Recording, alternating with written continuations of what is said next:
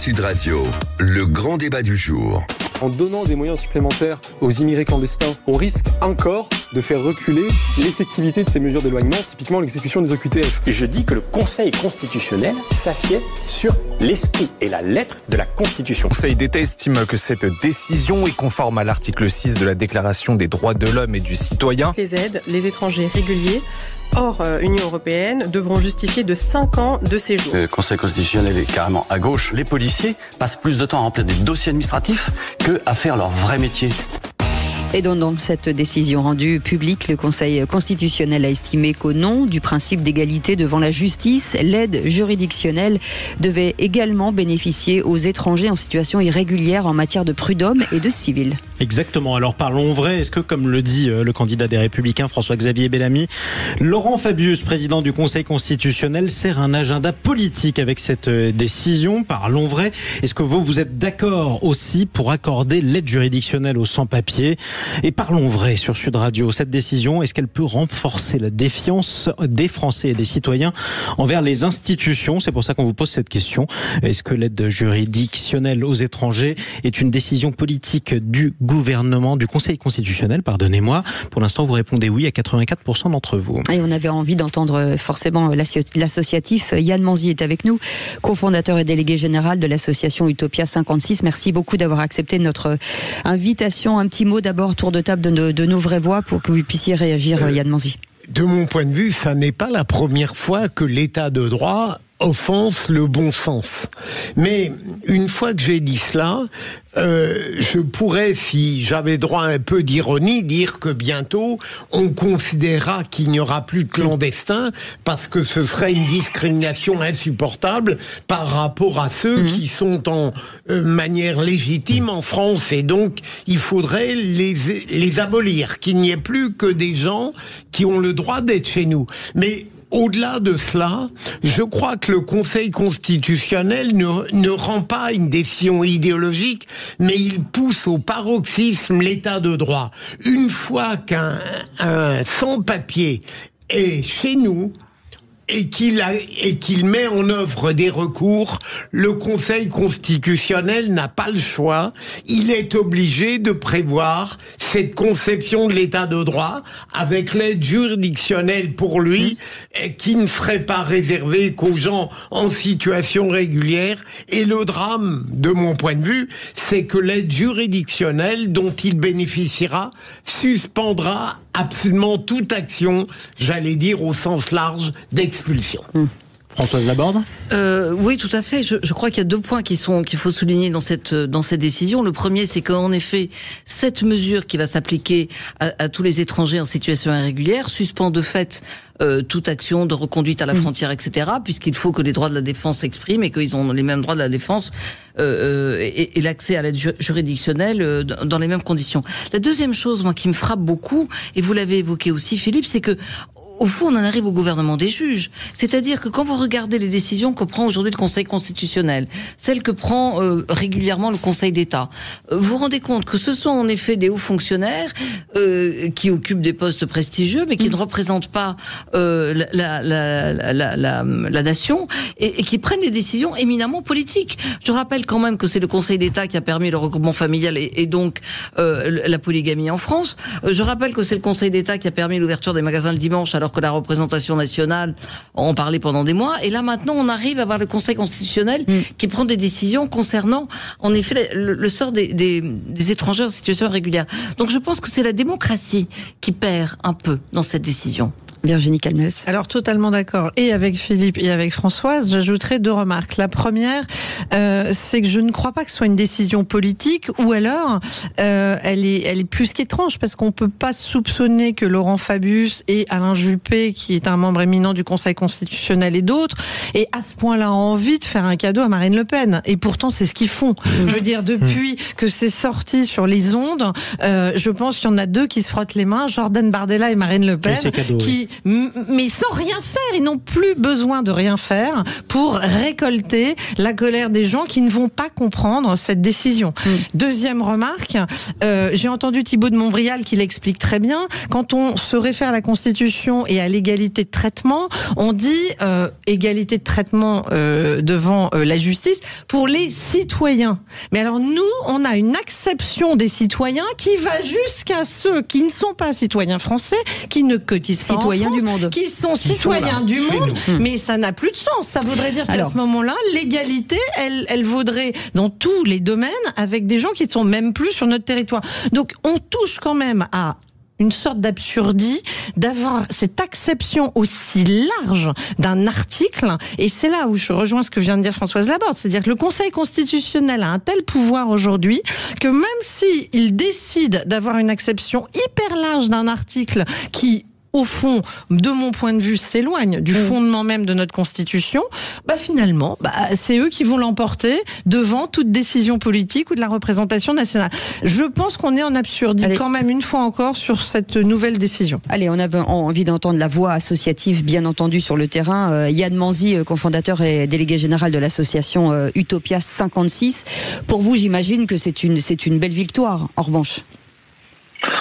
C'est une belle victoire, c'est surtout le respect des droits fondamentaux et je pense qu'il y a un moment, il faut revenir sur le droit international et ce qui régit la possibilité des peuples de vivre ensemble. Il existe un droit international, il existe un droit pour les personnes. C'est pas parce qu'on n'a pas de papier ou pas qu'on est sans papier qu'on n'aurait pas le droit d'avoir une sécurité sociale, qu'on n'aurait pas le droit d'avoir éventuellement un logement, qu'on n'aurait pas le droit d'avoir tous ces droits qui sont en train d'être enlevés d'année en année, de projet de loi. Ils ne sont pas enlevés, monsieur. Attendez, ils n'étaient pas accordés. Françoise, laissez-le finir.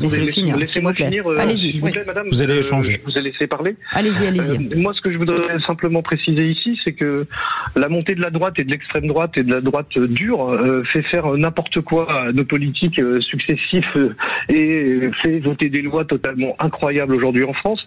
N'oublions pas quand même que c'est des êtres humains et moi j'entends souvent sous les ondes au niveau national et même européen, c'est que l'Europe est envahie.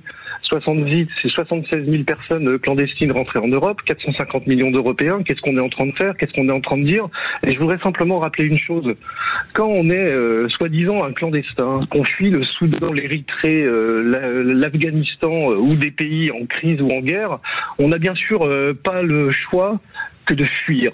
Donc aujourd'hui, ces traités internationaux qui nous régissent sont posés en fait. Donc maintenant qu'aujourd'hui en France, avec la montée des extrêmes, on fasse n'importe quoi, mais vraiment n'importe quoi concernant les droits humains et ce qui nous permet de vivre ensemble, et qu'on est en train de les détruire, c'est tout simplement incroyable. Et moi j'ai une chose à dire, importante, c'est qu'aujourd'hui j'entends partout sur les ondes de renforcer Frontex, de continuer à laisser les gens mourir dans la Manche. Qu'est-ce qu'on est en train de faire? Qu'est-ce qu'on est en train de faire quand on parle de démocratie? Qu'est-ce qu'on est en train de faire tout simplement dans notre pays? Et je voudrais finir par dire, arrêtons de faire croire aux Français que c'est la crise permanente en France, qu'on n'a pas d'argent, on est une des puissances financières les plus riches du monde. Par contre, ce qui est sûr et certain, c'est qu'on ne veut pas partager nos richesses et il serait peut-être temps de les partager. Alors, juste une précision, Frontex, c'est l'agence européenne de contrôle aux frontières extérieures de l'Union européenne. Est-ce que... Alors, vu de sa voix, forcément, vu de l'humain, on a envie d'adhérer, Philippe Bilger. Pas vraiment, mais non, mais pardon, parce que c'est un sujet complexe. Et vous êtes avocat, maître ou... Non, il n'est pas du tout avocat. Il est. Je pensais. Non, est-ce que. Il est délégué général de l'association Utopia 56. Je pensais qu'il était avocat en plus. Non, pas du tout. Mais ça n'est pas grave. Hein. Et ne voyez pas dans ma question la moindre ironie. Mais votre mouvement, votre association s'appelle Utopia. Est-ce que vous-même, vous avez conscience, par le discours que vous venez d'avoir, de contredire une vision française à l'heure actuelle qui veut faciliter le vivre ensemble, sauvegarder une culture, ne pas tolérer des transgressions sur son sol et ne pas vouloir que des gens qui n'y ont pas été invités demeurent sur notre territoire? Là où je ne vous rejoins pas, je ne trouve pas que c'est une vision qui doit être, comment dirais-je, méprisée. Est-ce que vous n'avez pas un discours qui est complètement déconnecté de la réalité française? Yann Manzi. Alors, bien sûr, qu'on ne soit pas dans le discours ambiant général, que nous ne soyons pas dans le discours et cette ambiance générale de la fin et la destruction des droits fondamentaux et des droits humains, ce qui a fondé la France et l'Europe, et qu'on regarde tout ça se détruire à grand renfort de communication totalement mensongère sur le fait que, bien sûr, quand on sert à tous nos publics et tous les citoyens à longueur de journée que la France et l'Europe est envahie par des hordes de migrants qui viennent nous prendre notre argent, notre femme et nos enfants et violer nos filles, on peut imaginer bien sûr qu'on fait peur. Tout ça est un fantasme. La réalité des faits, c'est que la migration, et vous pouvez le voir au travers de Madame Meloni en Espagne, c'est que bien sûr la migration en Italie, que Madame Meloni a été obligée de régulariser des dizaines de milliers de personnes au vu de cette Europe vieillissante, et que bien sûr la migration, on en a besoin, que cette migration, il faut l'organiser au niveau européen, et nous, ce que nous prenons, c'est simplement que le fait de pouvoir vivre ensemble, et c'est aussi ce qui a créé nos richesses, de pouvoir migrer. Donc aujourd'hui, d'avoir péri une partie des richesses de ces pays pauvres, et aujourd'hui de se laver les mains en disant restez chez vous, continuez à mourir, eh ben non, en fait, c'est pas possible. La répartition des richesses, elle doit être réelle, elle doit être effective, et au final aujourd'hui à renfermer la France sur ces petits Français qui seraient entre eux à garder ces richesses et à ne pas vouloir les partager, eh ben vous savez quoi, on va rester entre nous, mais par contre on va disparaître. Françoise Laborde. Oui, moi ce qui me frappe, monsieur, dans votre discours, bon, que vous pensiez qu'en effet le mieux vient de l'étranger, je vous dirais pas le contraire. Mes grands-parents étaient précisément des étrangers et ma mère en premier. Mais elle s'était engagée dans la résistance et elle s'est battue contre l'occupation nazie. Donc, vous voyez, il peut y avoir des étrangers que je soutiens et qui viennent pour défendre une certaine idée de la patrie. Moi, ce que je remarque quand même aujourd'hui, pardon de le dire, je me suis beaucoup intéressée au sort des enfants maltraités en France. Personne n'en parle, monsieur. Vous parlez beaucoup des populations étrangères qui, machin, méritent qu'on s'occupe d'eux. Savez-vous qu'un enfant victime d'inceste, un enfant torturé, un enfant maltraité n'a droit à aucun avocat à son procès? Aucun avocat, monsieur. Et je serais bien heureuse que des associations comme Utopia, de temps en temps, se préoccupent aussi du sort de ces enfants qui sont dans l'indifférence générale, maltraités, battus à mort, et qui sont parfois condamnés, et qui, vous savez qu'en France, 2 enfants sont tués au sein de leur famille chaque semaine. Alors de temps en temps, c'est très bien. Non mais monsieur, permettez-moi de finir. Non mais permettez-moi de finir. Je voudrais de temps en temps que quand on parle de la situation, en effet, des injustices, etc., on commence d'abord par balayer notre cours. Alors je sais que c'est pas très politiquement correct sans doute pour vous de le dire, mais je pense que le sort des enfants maltraités en France devrait vous intéresser aussi autant que celui des étrangers. Réponse sans être coupée de Yann Manzi. Madame, je voudrais vous préciser que notre association travaille avec les personnes dans la rue et ne demande pas une carte d'identité pour pouvoir aider les publics. Je voudrais vous rappeler que toutes les personnes qui ont besoin de notre aide sur les trottoirs de nos villes, et bien sûr, comme vous êtes en train de le préciser, nous savons que 50 à 60% des enfants qui sortent de l'ASE finissent sur le trottoir de nos villes. L'aide sociale à l'enfance. Voilà, de l'aide sociale à l'enfance. Donc madame, vous n'avez pas de leçon à me faire sur la réalité de qui il faut aider. Nous aidons les Français et les étrangers qui sont sur les trottoirs. Ce que je voudrais rappeler tout simplement, c'est qu'aujourd'hui, la plupart des gens qui sont sur les trottoirs de nos villes sont issus de l'immigration, avec un racisme ambiant, avec une fin de droit pour toutes ces populations, de ne même plus le droit demain d'avoir à une partie de l'AME, ce qui est totalement incroyable, de ne pas avoir le droit à un logement, de ne pas avoir le droit éventuellement de se défendre juridiquement sur des droits fondamentaux, et ce qui constitue aussi la possibilité justement d'être dans un pays soi-disant démocratique. On est dans un pays démocratique et on enlève des droits à des centaines de milliers de personnes qui sont sur nos territoires, et ça ne gêne personne. Donc madame, je n'ai pas de leçon à recevoir de votre part, et bien sûr les enfants français et les personnes SDF qui sont sur les trottoirs, notre association les défend autant que les populations exilées. Nous travaillons auprès des plus pauvres et des plus vulnérables. Ça se remarque pas. Totalement à l'abandon sur les trottoirs de nos villes. Et ben madame, je vous invite à venir avec nous sur nos maraudes, et vous verrez que nous on ne demande pas une carte d'identité. Et pourquoi pas? Et pourquoi pas? Tout le monde. Et pourquoi pas, Françoise? C'est pas nous, madame. Non, mais pourquoi pas vous envoyer Françoise Laborde avec vous. Ne vous inquiétez pas, j'y vais assez régulièrement, monsieur, dans les foyers. Je vous invite, madame. Moi aussi, je vous invite. Agressif. Non, mais attendez, c'est bon. Virginie tout va bien.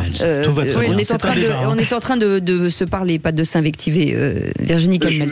Oui, alors monsieur, votre association s'appelle Utopia et elle porte parfaitement bien son nom. Parce que nous soyons de droite, de gauche, nous sommes tous des êtres humains, nous avons un cœur et nous n'avons pas envie de voir des gens mourir ni dans les rues ni ailleurs. Donc effectivement, c'est une belle utopie que de vouloir sauver tout le monde. Vous allez encore carrément au-delà puisque vous voulez fournir un logement, des aides sociales à des gens qui n'ont jamais cotisé, qui n'ont pas travaillé, qui ne sont pas de notre pays, qui ne sont pas des citoyens français. Donc vous allez très très loin dans l'utopie. Mais moi ça me rappelle un peu le concours Miss France où plus personne ne veut de guerre dans le monde et éradiquer la pauvreté. On est tous dans cette volonté-là. Mais pardon, derrière cette mesure, il y a un sujet de dépenses publiques. Qui paye ? Moi, je suis quand même frappée. Françoise Laborde parle des enfants, par exemple. Elle a totalement raison. Mais parlons aussi des personnes âgées dans notre pays qui vivent sous le seuil de pauvreté alors qu'il y a des gens qui ont cotisé. Rappelez-vous le début des Gilets jaunes. Ce sont des travailleurs pauvres. Ce sont des gens qui sont français, qui travaillent, qui cotisent et qui malheureusement n'arrivent pas à joindre les deux bouts à la fin du mois. Et là, vous nous dites, pas de problème, il va encore falloir, alors qu'on a des dépenses publiques dans un état calamiteux et qu'on est le pays le plus redistributif au monde. Donc venez pas nous faire culpabiliser. On serait des méchants qui laisserions sur le bas à côté des gens qui sont des humains. On a tous envie à notre niveau de faire des choses pour les êtres humains, mais je déteste l'argument de la culpabilisation et on serait des sans-cœurs. Simplement, il faut se dire qu'à un moment donné, c'est une utopie que de croire qu'on va tous pouvoir faire le bien au-delà même de ce que les finances publiques sont capables de faire. Et on a en France des pauvres. On a en France aussi à nous intéresser à des gens qui vivent en dessous du seuil de pauvreté avant de pouvoir accueillir toute la misère du monde. Moi, il me semble qu'on a déjà à traiter, et notamment des retraités qui mangent du ronron. Il y en a encore dans notre pays. 0,826. Alors, que les choses soient claires, l'intérêt c'était de savoir si c'était politique ou pas politique. Le travail leur travail, il faut pas non plus les enfoncer non plus. Yann Manzi, restez avec nous. André qui voulait revenir sur ce sujet. André, on vous écoute. Oui, pour moi, ce n'est pas politique, c'est idéologique. Monsieur Fabius est une personne de gauche. Voilà, donc il agit par idéologie.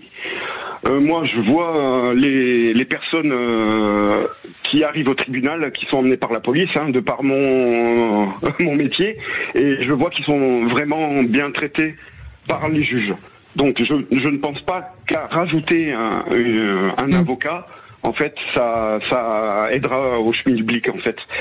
Ça va surtout engraisser les avocats, peut-être. Voilà, les cabinets d'avocats. Mais sinon, ça n'avancera rien. Merci beaucoup, en tout cas. Merci, Yann Manzi. Vous êtes avec nous, cofondateur et délégué général de l'association Utopia 56. Merci, vous êtes prêté à ce débat. Vous restez avec nous dans un instant. Le coup